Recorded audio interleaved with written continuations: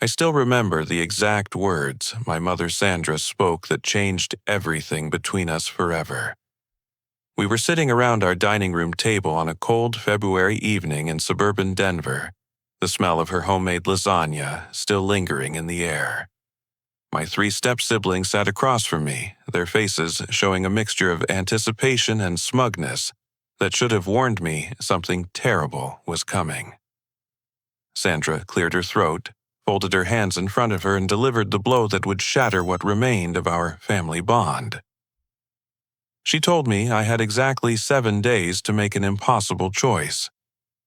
Either I would agree to split my deceased father's $50,000 college fund equally among all 4 children, or I needed to pack my belongings and leave the home where I had lived for 22 years. The betrayal cut deeper than any physical wound, as I stared into the eyes of the woman who had raised me, realizing she was choosing her new family over the son whose father died serving our country in Afghanistan just 3 years earlier.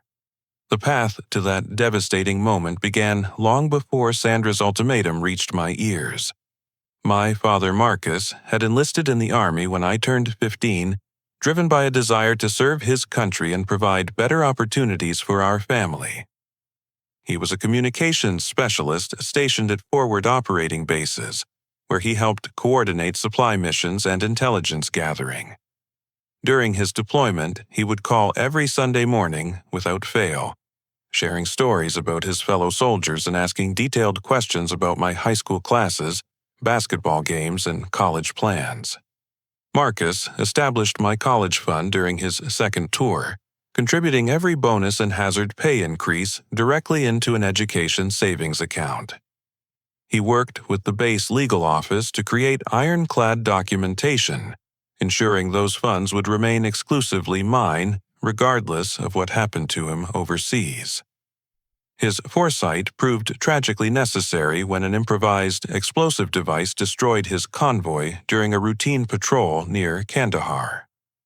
The Army chaplain and casualty notification team arrived at our door on a rainy Tuesday morning in March, delivering news that would forever alter the trajectory of our lives. Sandra grieved intensely for 8 months, barely leaving her bedroom, except for Marcus's funeral and memorial services. I handled household responsibilities, grocery shopping, and maintaining our small yard while finishing my senior year of high school. We supported each other through the darkest period either of us had ever experienced, sharing memories and tears, while slowly learning to navigate life without the man who had been our anchor. Sandra gradually emerged from her depression, returning to her job at the county clerk's office and beginning to engage with friends again.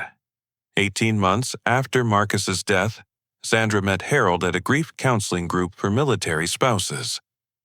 Harold was a recently divorced father of 3, whose ex-wife had relocated to California, leaving him with full custody of twin daughters, Emma and Grace, both 19 and 17-year-old son Blake. Harold worked as a middle manager at a medical supply company and seemed genuinely caring toward Sandra during their courtship period. He brought flowers every Friday, helped with household repairs, and listened patiently when Sandra needed to talk about Marcus and their shared memories. I initially welcomed Harold and his children into our home, hoping their presence would help Sandra find happiness again after years of loneliness and grief. The twins appeared friendly during early visits, asking questions about my father's military service and expressing interest in my college plans. Blake was quieter but seemed respectful, often helping with yard work and household chores without being asked. Harold made efforts to connect with me through sports conversations and offered guidance about car maintenance and job interviews. However, subtle changes began occurring within weeks of their official move-in date. Sandra started giving Harold's children priority seating during movie nights, prepared their favorite meals more frequently than mine, and allocated larger portions of household expenses toward their activities and needs. When Emma wanted new clothes for college interviews, Sandra immediately arranged shopping trips and budget adjustments. When Grace needed money for sorority rush fees, Sandra found ways to cover those costs without hesitation. Meanwhile, my requests for help with textbook expenses or gas money for driving to my part-time job at a local sporting goods store were met with suggestions that I should work additional hours or apply for more financial aid. Sandra began questioning whether I really needed certain school supplies or whether my car insurance was truly necessary. She started treating my needs as optional luxuries while treating my step-siblings' desires as essential family priorities. Harold quietly encouraged this shift in dynamics through seemingly innocent comments about family fairness and shared responsibilities. He suggested I should contribute more toward household expenses since I was the oldest and had a job. He questioned why I needed my own bedroom when the twins could share space more efficiently. He wondered aloud whether my college plans were realistic given our family's expanded financial obligations and changing circumstances. The breaking point of my tolerance came when I discovered Sandra and Harold conducting secret meetings with a family attorney. I had returned home early from work due to a scheduling change and heard voices coming from Sandra's bedroom. Climbing the stairs quietly to avoid interrupting what I assumed was a private conversation, I heard Harold's voice discussing legal strategies for contesting estate distributions and accessing funds designated for specific beneficiaries. Through the heating vent that connected my bedroom to Sandra's, I listened in growing horror as they outlined their months-long plan to gain control of my college fund. Harold had convinced Sandra that keeping those funds separate from family resources was unfair to his children, who had no similar financial support for their education. He argued that Marcus would have wanted all the children treated equally if he could see how our family had grown and changed since his death. The attorney explained various legal approaches for challenging the fund's designation, including claims of emotional distress, family hardship, and changing circumstances that Marcus could not have anticipated. Harold pressed for timeline estimates and cost projections, clearly eager to move forward with formal proceedings. Sandra asked hesitant questions about potential consequences and Gerald's rights in the matter, but Harold quickly dismissed her concerns with reassurances that everything would work out fairly for everyone involved. As I lay on my bedroom floor with my ear pressed against the heating vent, listening to my mother and stepfather plan to steal my father's final gift to me, I felt something fundamental break inside my chest. The family I had tried so hard to accept and support was systematically plotting to betray the trust my father had placed in them and the sacrifice he had made for my future. The morning after discovering their secret legal consultations, I confronted Sandra in the kitchen while Harold was driving the twins to their college classes. My hands trembled as I asked directly whether she had been meeting with attorneys about my college fund. Sandra's face immediately flushed red, and she began stammering defensive explanations about family fairness and equal treatment for all the children. She claimed Harold had helped her understand that hoarding Marcus's money while his children struggled to pay for college was selfish and contrary to the values Marcus had taught me. She insisted they were only exploring options to ensure everyone received the same opportunities for education and success. When I pointed out that Marcus had specifically designated those funds for my education through legal documents, Sandra accused me of being ungrateful and unwilling to share with my new siblings who had welcomed me into their expanded family. Our conversation escalated into the most intense argument Sandra and I had experienced since Marcus's death. She defended Harold's suggestions about fairness, while I demanded she respect my father's wishes and legal arrangements. Sandra claimed I was being manipulated by my attachment to the past and needed to accept our new family structure with appropriate generosity and maturity. When Harold returned home and found Sandra crying in the kitchen, he immediately inserted himself into our conflict with aggressive authority. He demanded I apologize to Sandra for causing her emotional distress and accused me of being selfish and disrespectful toward the family that had given me a home and support. Harold's tone shifted from the friendly demeanor he had maintained during their courtship to something much more controlling and threatening. He informed me that, as the man of the house, his decisions about family resources and priorities would be final. He claimed Sandra had given him authority to make financial decisions that affected all the children equally. He warned me that continued resistance to family harmony would have serious consequences for my living situation and relationship with Sandra. Emma and Grace returned from college that afternoon and immediately joined the conflict on their father's side. They accused me of being greedy and entitled, claiming I had been spoiled by having my own money while they struggled to pay for textbooks and social activities. Emma declared that my father's money should support all of us equally, since we were now one family. Grace added that my resistance to sharing proved I had never truly accepted them as real siblings. Their sense of entitlement shocked me more than Harold's manipulation or Sandra's betrayal. These young women had lived in our home for less than 8 months, but felt completely justified in demanding access to money my father had earned through military service in combat zones.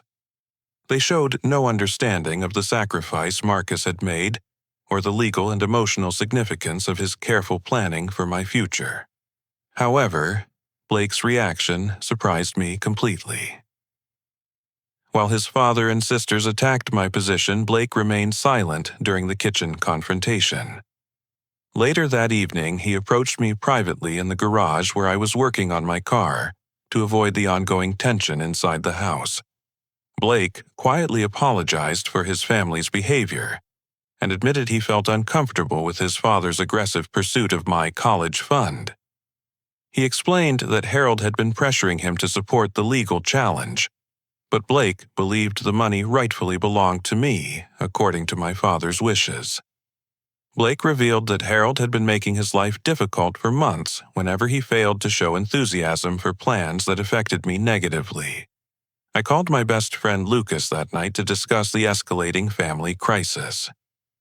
Lucas had known me since middle school and had spent countless hours at our house during high school, developing a close relationship with both my parents. He was furious when I explained Harold's manipulation and Sandra's betrayal of Marcus's memory and legal arrangements. Lucas immediately offered practical support by connecting me with his girlfriend Stephanie, who worked as a paralegal at a local law firm. Stephanie had experience with estate planning and family law issues, and she agreed to research my legal rights regarding the college fund without charging fees I could not afford.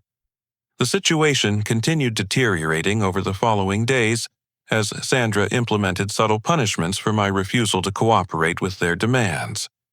She began removing my personal belongings from common areas, claiming she needed space for Harold's family photos and decorative items. She stopped buying food items I enjoyed and replaced them with products preferred by Emma and Grace. Harold escalated his psychological warfare by changing the Wi-Fi password and restricting my access to streaming services and family technology resources. He claimed these privileges were reserved for family members who contributed positively to household harmony and cooperation. He began parking his truck in the spot where I normally parked my car, forcing me to use street parking several blocks away. The most devastating escalation came when Sandra threatened to dispose of Marcus's military medals, uniform items, and personal effects if I continued causing family discord. She claimed keeping those items was preventing her from moving forward with her new life and marriage. She suggested that my attachment to my father's memory was unhealthy and interfered with my ability to bond properly with my new family members. That threat pushed me beyond my breaking point. I realized that Sandra and Harold were willing to erase every trace of Marcus's existence to achieve their financial goals. They viewed my father's sacrifice and memory as obstacles to overcome rather than legacies to honor and protect. During my research into legal options, I discovered that Harold carried massive gambling debts totaling nearly $80,000. Lucas had helped me hire a private investigator to research Harold's background and financial situation. The investigation revealed Harold's extensive history of sports betting, casino gambling, and online poker losses that had been accumulating for over 3 years. Harold owed money to several dangerous loan sharks who had begun making threatening phone calls and visits to his workplace. His ex-wife had divorced him primarily due to his gambling addiction and its impact on their family finances. Harold's pursuit of my college fund was not motivated by concerns about fairness or family unity, but by desperate need for money to pay off debts that threatened his physical safety. Sandra had no knowledge of Harold's gambling problems or the dangerous people demanding payment from him. Harold had been lying to Sandra about his financial situation throughout their relationship, presenting himself as stable and responsible, while secretly accumulating debts that put their entire household at risk. Armed with knowledge of Harold's gambling addiction and fraudulent representation of his financial situation, I decided to fight back through legal channels rather than continue enduring psychological manipulation and threats. My first step involved contacting the Military Legal Assistance Program that provided support services for family members of deceased service members. The base legal office connected me with resources specifically designed to protect military families from financial exploitation and estate fraud. They explained that Marcus's careful documentation of the college fund's purpose and designation created strong legal protections against challenges from stepfamily members or surviving spouses seeking to redirect those resources.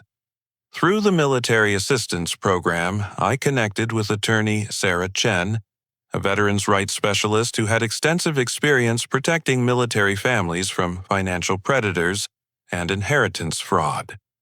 Sarah agreed to represent me without charging fees after reviewing the documentation Marcus had created and learning about Harold's deceptive background. Sarah's investigation revealed that Harold had already filed preliminary paperwork challenging Marcus's will and the college fund's designation. Harold claimed that changed family circumstances and increased financial responsibilities justified redistributing the funds to support all 4 children equally. His legal filing portrayed me as selfish and unwilling to share resources with family members who needed education support. More disturbing was Sarah's discovery that Sandra had been forging my signature on bank documents related to the college fund account. Harold had convinced Sandra that she needed to establish joint access to the account for family planning purposes. Sandra had signed my name on several authorization forms, apparently believing Harold's claims that this was legally permissible since she was my mother and guardian. The signature forgery constituted identity theft and bank fraud, creating serious legal jeopardy for Sandra, regardless of her intentions or Harold's manipulation. Sarah explained that Sandra could face criminal charges if the bank reported the fraudulent signatures to authorities. Harold had effectively manipulated Sandra into committing crimes that served his financial interests while protecting himself from direct legal liability. Blake continued providing crucial support by secretly copying financial documents Harold kept in his home office. Blake discovered credit card statements, loan agreements, and correspondence with gambling debt collectors that revealed the full extent of Harold's financial desperation. Blake also found records showing Harold had been selling Sandra's jewelry and family heirlooms to pay gambling debts without her knowledge. Lucas helped coordinate my evidence gathering by connecting me with a private investigator who specialized in gambling addiction cases. The investigator documented Harold's regular visits to local casinos, illegal poker games, and sports betting operations.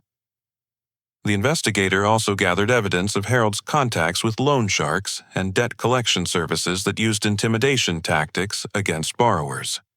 Meanwhile, Harold escalated his psychological warfare to make my home life completely unbearable.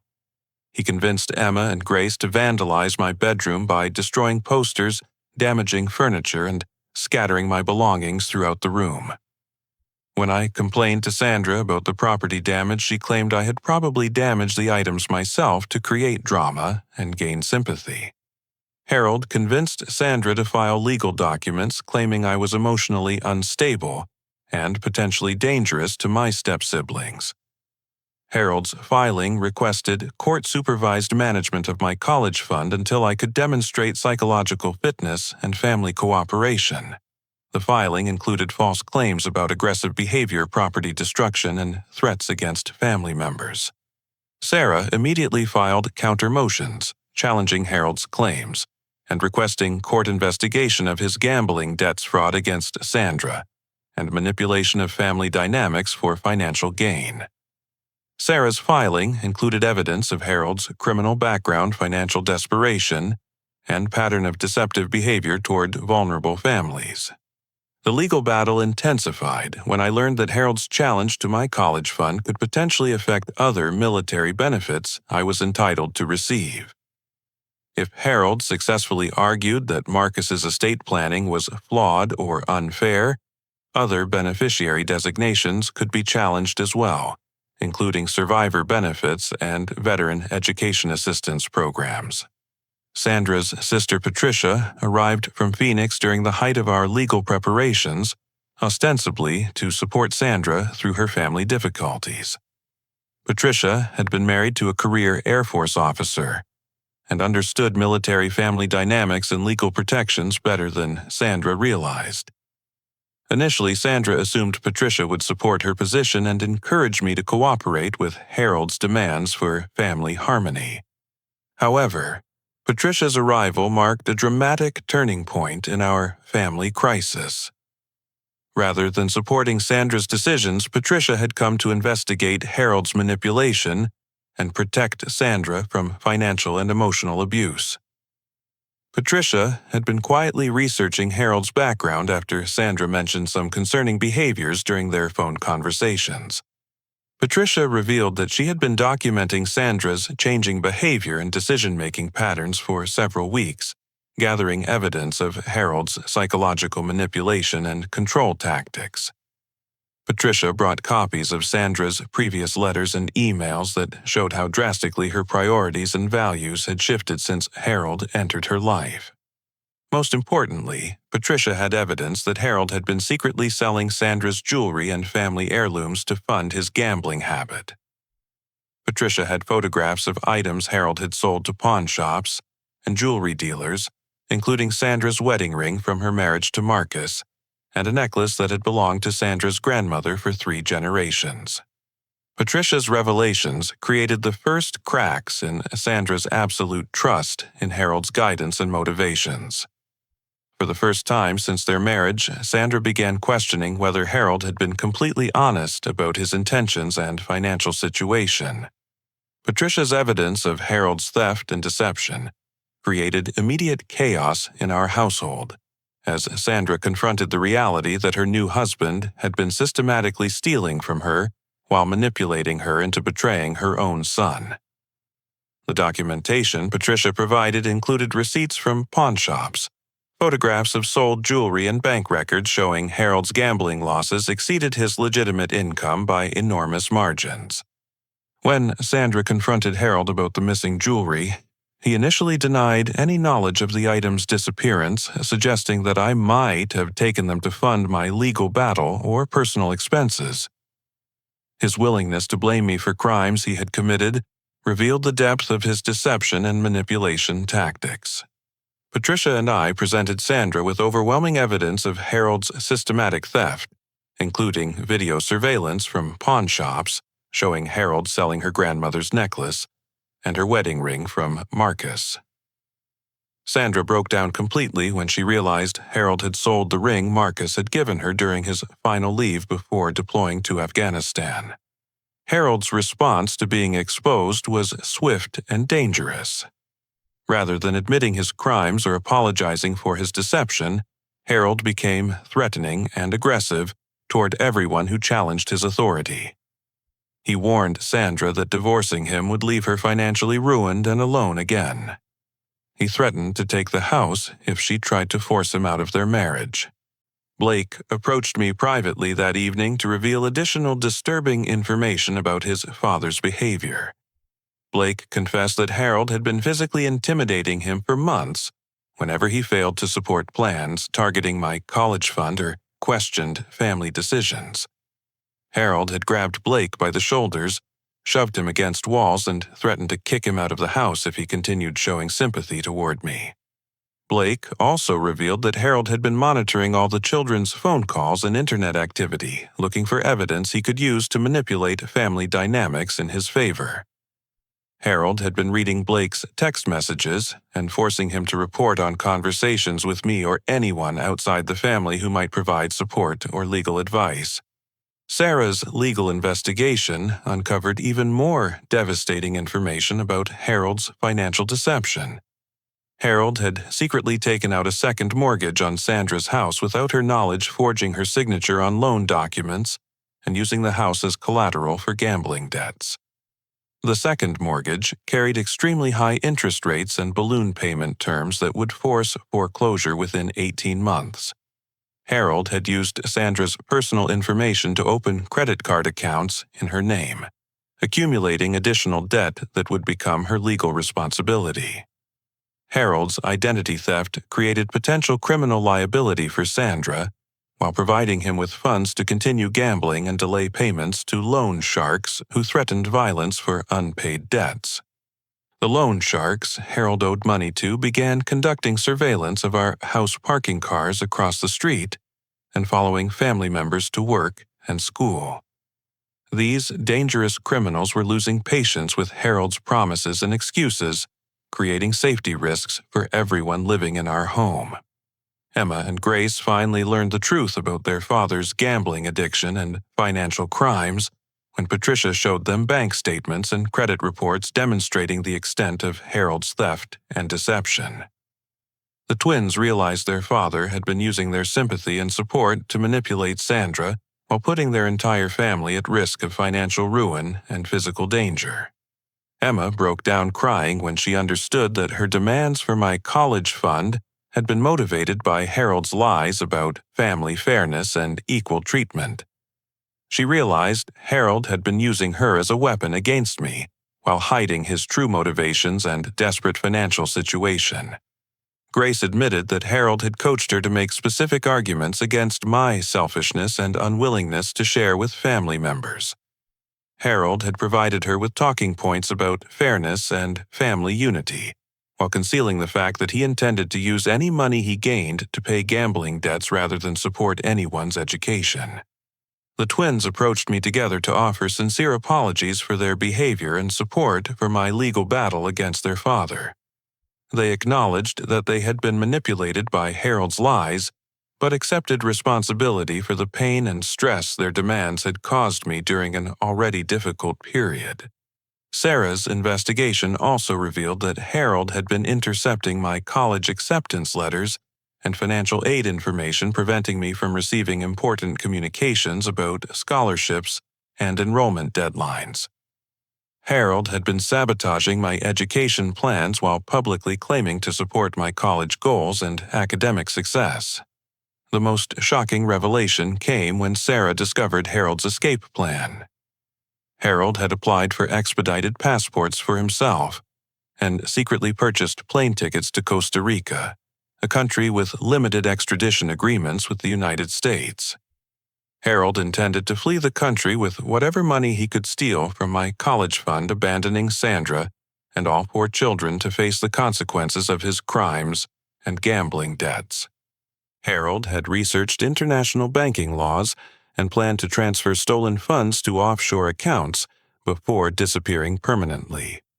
His entire relationship with Sandra had been designed to provide access to resources he could steal before fleeing to avoid prosecution for fraud and unpaid debts to dangerous criminals.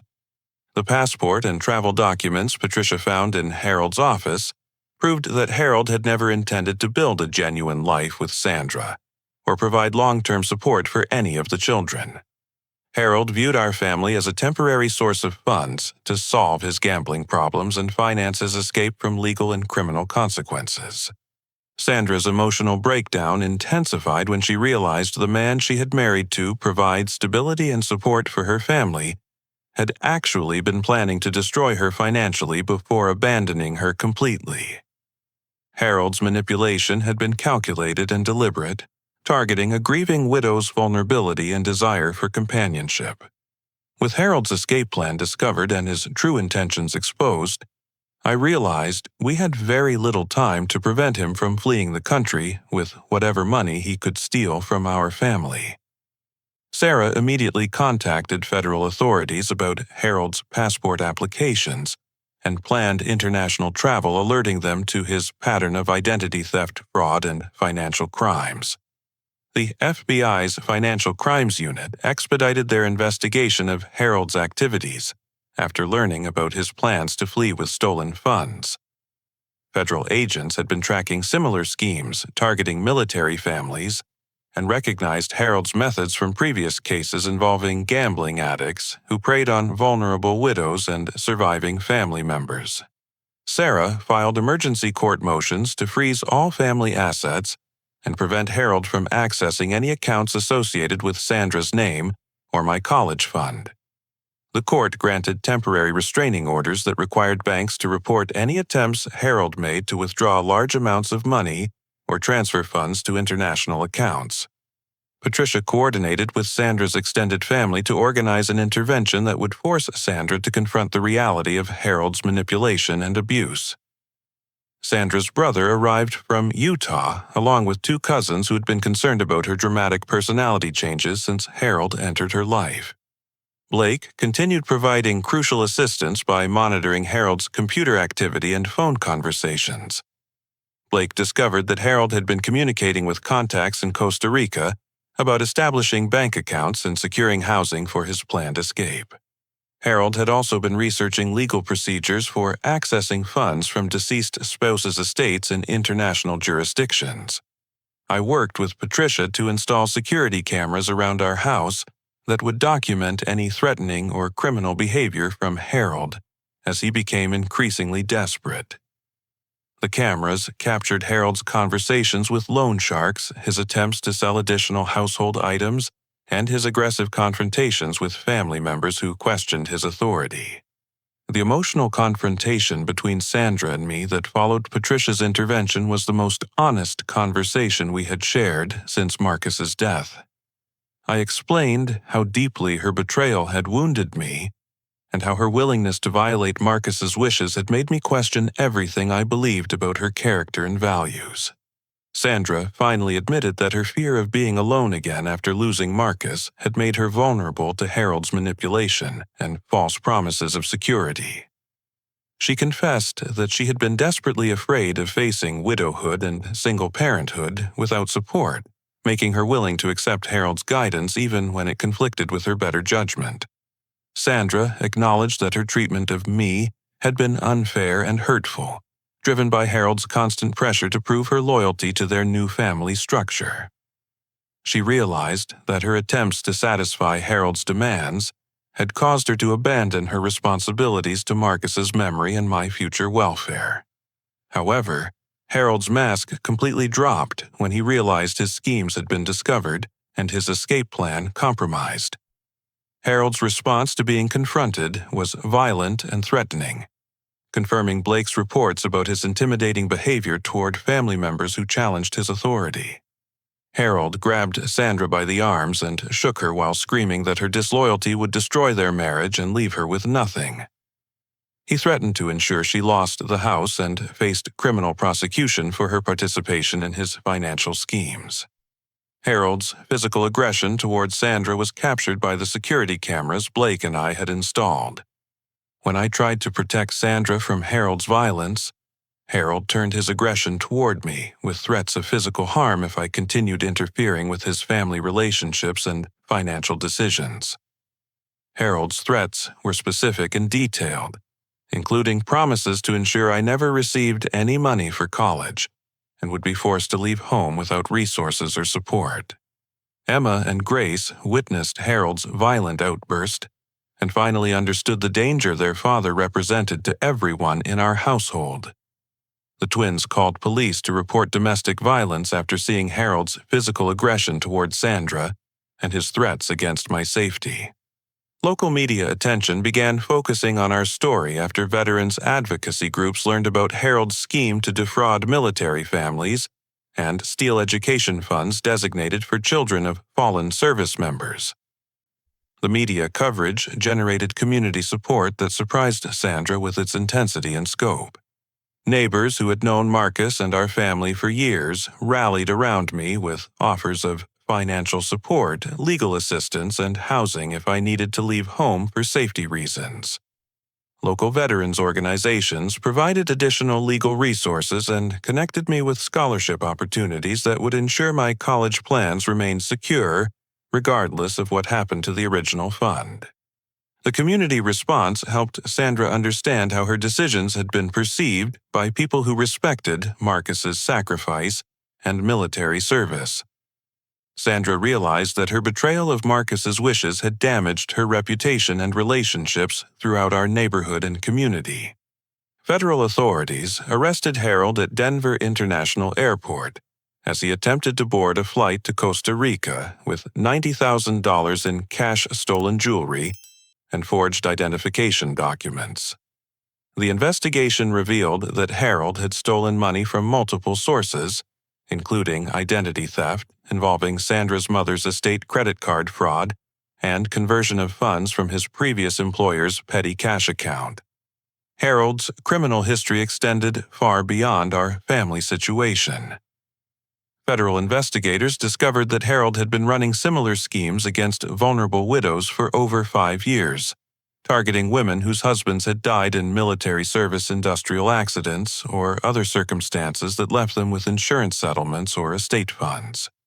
Harold's previous victims included 3 military widows in different states who had been manipulated into relationships that resulted in financial theft and emotional abuse.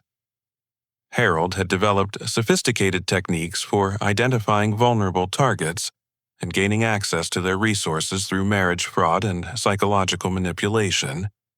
The federal investigation revealed that Harold's gambling debts were even larger than we had discovered, totaling over $120,000 owed to multiple criminal organizations. Harold's desperation to steal my college fund had been motivated by threats from loan sharks who had given him final deadlines for payment before implementing violent collection methods. Harold's arrest at the airport brought immediate relief and vindication, as federal agents confirmed the extent of his criminal activities and the danger he had posed to our family. The evidence gathered during his arrest included detailed records of his fraudulent schemes, stolen funds, and plans to flee the country with money stolen from multiple families. Harold's guilty plea to federal charges, including fraud, identity theft, elder abuse, and conspiracy, eliminated any possibility of his return to our family or continued threats against our safety. The federal prosecutor recommended maximum sentencing due to Harold's pattern of targeting military families and his exploitation of grieving widows for financial gain. The court ordered complete restitution of all stolen funds, including money Harold had taken from Sandra's account's jewelry he had sold, and proceeds from the fraudulent second mortgage on our house. The restitution order also included damages for emotional distress and legal expenses incurred by Harold's victims. My college fund was legally secured and actually expanded through the recovery of stolen assets Harold had accumulated from other victims. The federal court designated additional funds as compensation for the trauma and financial disruption Harold's crimes had caused to our family. The veterans advocacy organizations that had supported my legal battle arranged for full college scholarships that would cover expenses beyond what my original fund provided. These scholarships were specifically designed for children of fallen service members who had faced additional hardships related to their parents' sacrifice.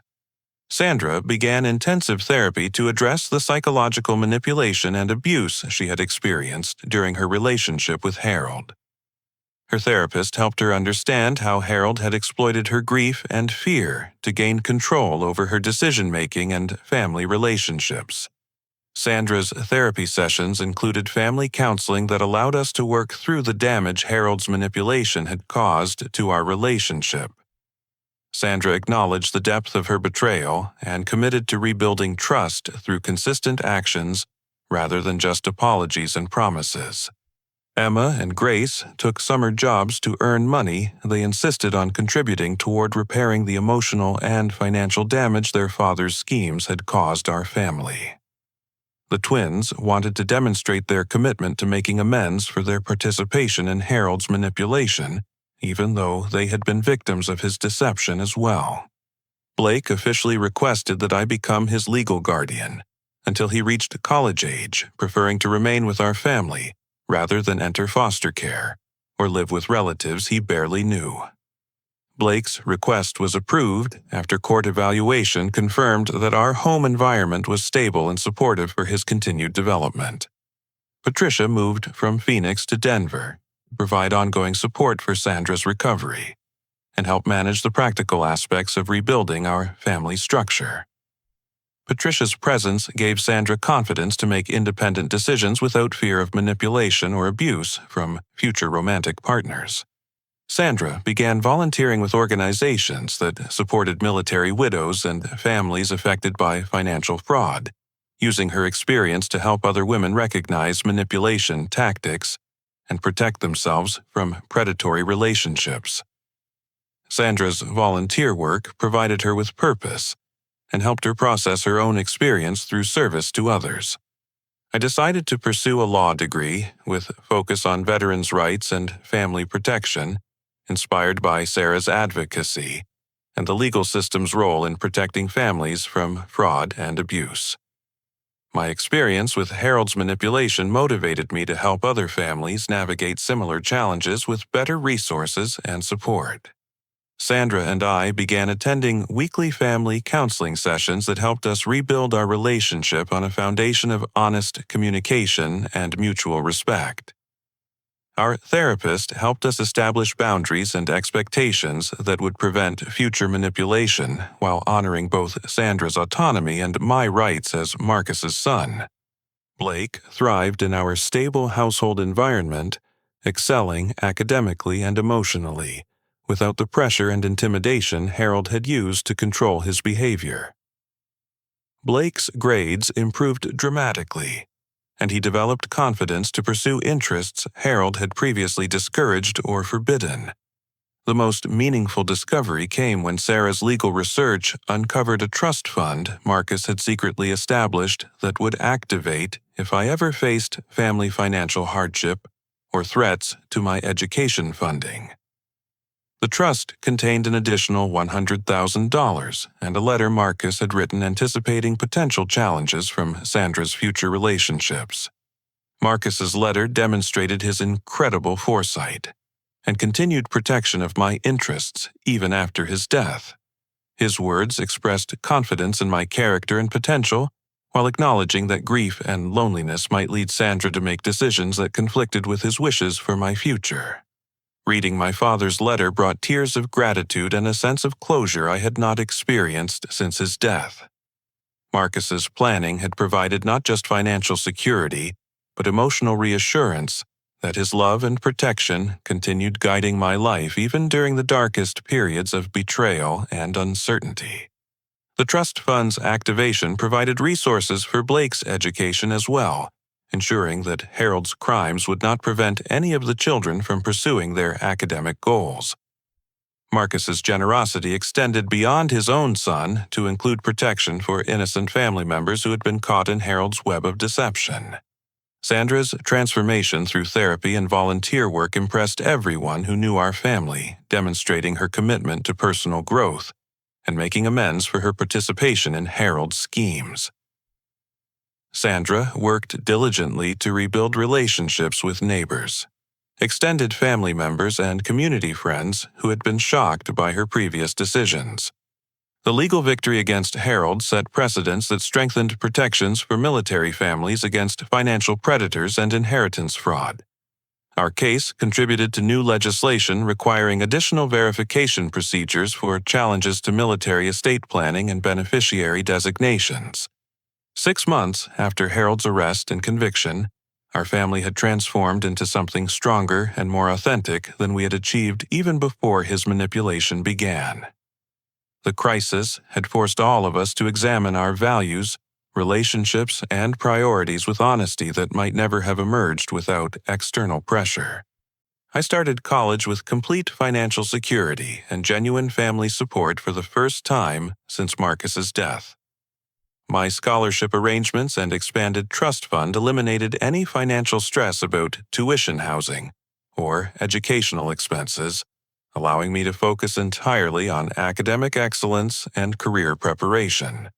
Sandra had become a fierce advocate for military families and fraud victims, channeling her experience into meaningful service that helped dozens of other families avoid similar manipulation and abuse. Her volunteer work with veterans organizations and widow support groups provided her with purpose and community connections that enriched her life beyond anything Harold's false promises had offered. Blake's academic and personal development flourished in our stable household environment.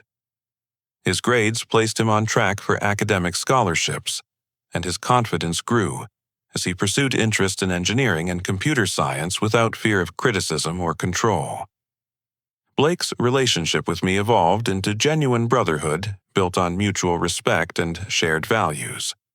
Emma and Grace had matured into responsible young adults who understood the importance of integrity and family loyalty through witnessing the consequences of their father's deception. The twins maintained close relationships with Blake while building independent lives that reflected lessons learned from our family crisis. Sandra and I developed a stronger, more honest relationship than we had maintained even during the best periods before Harold's arrival.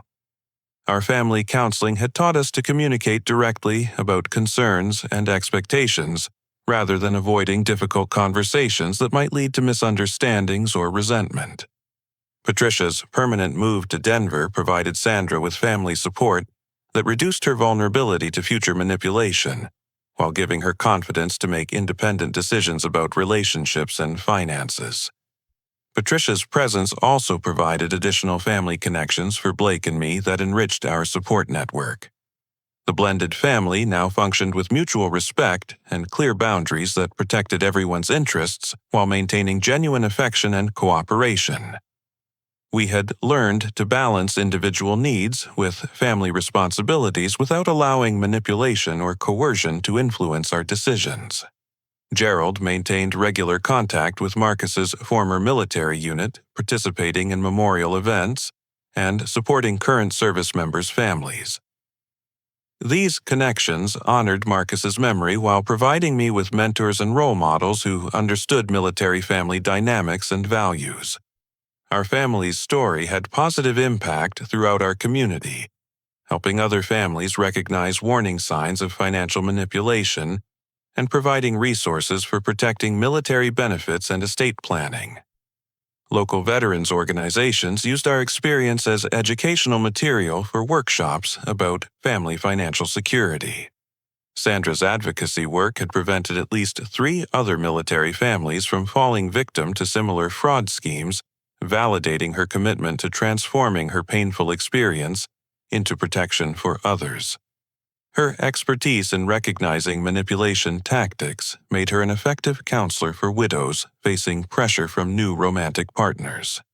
I established a scholarship fund for children of fallen service members who faced family financial challenges or threats to their educational resources. The scholarship program honored Marcus's memory while extending his protection to other military children who needed support navigating complex family situations. My law school preparation focused specifically on veterans' rights and family protection, with plans to specialize in cases involving military families and estate fraud. My personal experience provided insight that would help me advocate effectively for families facing similar challenges and manipulation. Blake's stability and academic success demonstrated the positive outcomes possible when children received consistent support and protection from manipulation. His example validated our family's decision to prioritize integrity and mutual respect over artificial harmony that enabled abuse. Sandra found peace and purpose through her volunteer work and personal growth that exceeded anything Harold's presence had provided during their relationship. Her independence and strength impressed everyone who witnessed her transformation from victim to advocate for other vulnerable families. The community support that rallied around our family during the crisis continued providing networking opportunities and friendships that enriched all our lives. Our neighbors and community members had demonstrated values of loyalty and integrity that reinforced positive influences on our family relationships. Family holidays and celebrations now brought joy and authentic connection rather than tension and manipulation.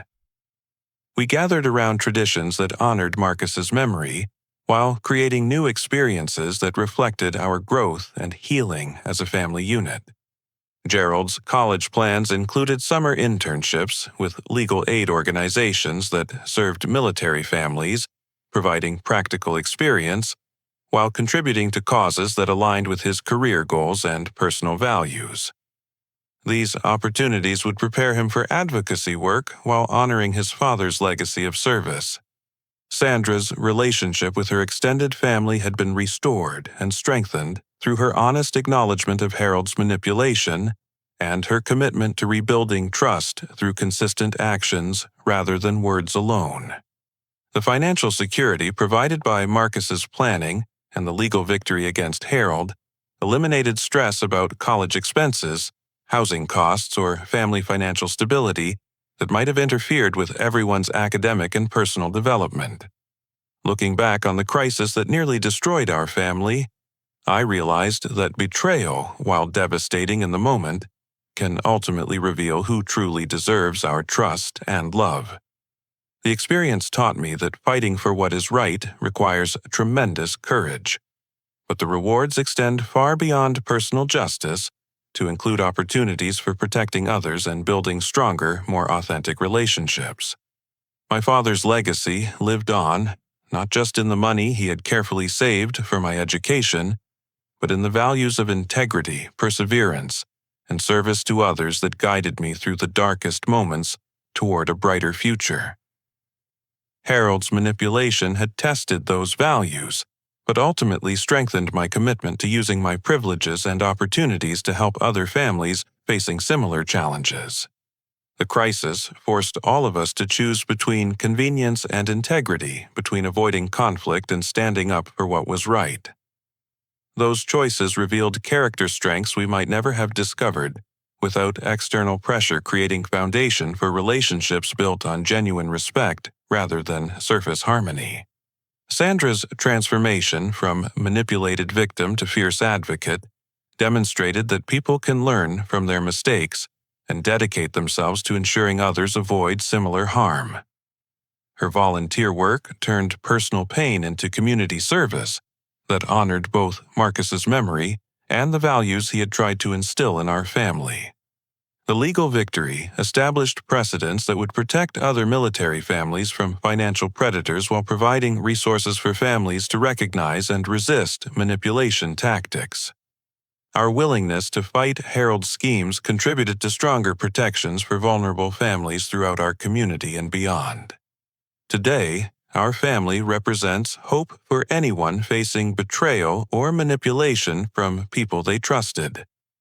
Recovery is possible when family members commit to honest communication, mutual respect, and shared values that prioritize integrity over convenience or artificial peace. Have you ever faced a situation where someone you trusted tried to manipulate you into giving up something that rightfully belonged to you? How did you find the courage to stand up for what was right, even when it meant confronting people you cared about? Share your story in the comments below, and remember that your experience might help someone else facing similar challenges. If this story resonated with you, please like this video, subscribe to our channel for more inspiring stories of courage and justice, and share it with anyone who might need encouragement to fight for what they believe in. Thank you for listening to my story, and I hope it reminds you that integrity and perseverance can overcome even the most painful betrayals. May you always have the courage to protect what matters most, and the wisdom to recognize when someone is trying to take advantage of your trust and generosity.